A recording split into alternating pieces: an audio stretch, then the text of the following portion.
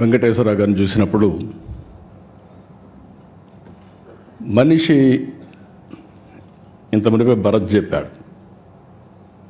ఒక మాటలో చెప్పాలంటే మా ఫ్యామిలీలో మోస్ట్ రిలాక్స్డ్గా జోవియల్గా ఉండే వ్యక్తి వెంకటేశ్వరరావు గారు. చాలా ఈజీగా ఎన్ని కష్టాలున్నా ఏమున్నా మనిషి కనపడినప్పుడు హ్యాపీగా ఇది చేసేవారు. ఇటీవల ఒకసారి కలిసినప్పుడు నాకు కొన్ని అనుమానాలు వచ్చాయి. యాక్టివ్ లైఫ్లో ఉన్నారు, all of A sudden retired life మారుగా హ్యాపీగా ఉన్నారు, ఎట్లా స్పెండ్ చేస్తున్నారు మీ టైము అని అడిగాను. ఎందుకంటే ఇప్పుడు నాకు కూడా ఆ పరిస్థితి వస్తే ఇప్పటి నుంచే ప్రిపేర్ కావాలి కాబట్టి. ఆయన ఒకటే చెప్పాడు, చాలా హ్యాపీగా ఉన్నా, నిద్రలేస్తే బ్యాడ్మింటన్ ఆడుకుంటా, వచ్చిన తర్వాత మనవరాళ్ళు వాళ్ళతో ఆడుకుంటా, అక్కడి నుంచి కసపు గాసిప్ ఎవరిన ఫ్రెండ్స్ వస్తే చేసుకుంటూ ఉంటాం. మళ్ళా ప్యాక్ ఆటకు పోతాడు, మధ్యాహ్నం అయితే ప్యాక్ ఆటకు పోతా, ఆడొక 2 గంటలు ఆడితే మైండ్ స్టిమ్యులేట్ అవుతుంది, హ్యాపీగా వచ్చి నిద్రపోతాను. What a wonderful life.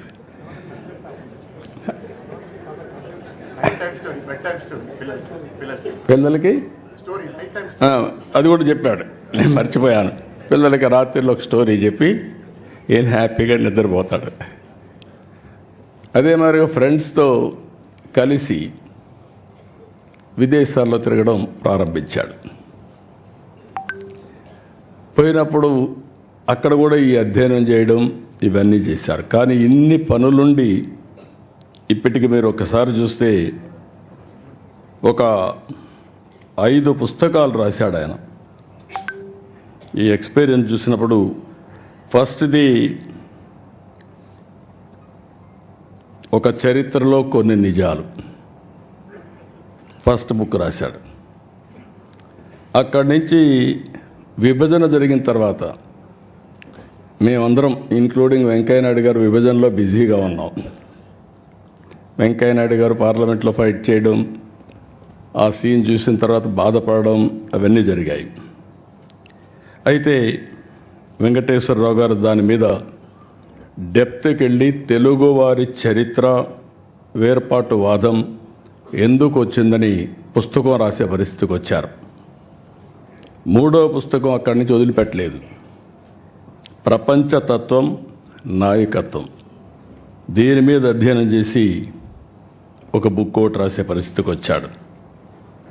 ఇప్పుడు 4వది ఇంకొక పక్కన మీరు చూస్తే ప్రపంచ దేశాలు పాలనా వ్యవస్థలు అధ్యయనం చేసి దానిపైన ఒక పుస్తకం రాశాడు.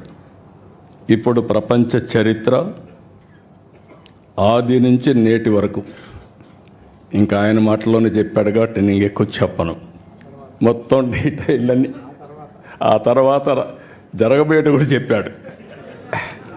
మనం అందరం ఒక 4-5 సంవత్సరాలు కాపాడుకుంటే మన ఆరోగ్యాన్ని భవిష్యత్తులో 50 ఏళ్ళు అంటున్నాడు. కానీ ఒక్కసారి ఇన్నోవేషన్ వస్తే 50 ఏళ్ళతో ఆగదు. కొంతమంది మీరు లేనిపోయిన ఆలోచనలు ఇచ్చారు. శాశ్వతంగా ఎందుకు బతకూడదని. God only knows. కానీ చరిత్ర కూడా మనం ఒకసారి చూస్తే ఇవన్నీ ఒక ఎత్తు అయితే ఈరోజు అగ్రదేశాలు అన్ని దేశాలు కూడా సఫర్ అయ్యే పరిస్థితి వస్తున్నాయి.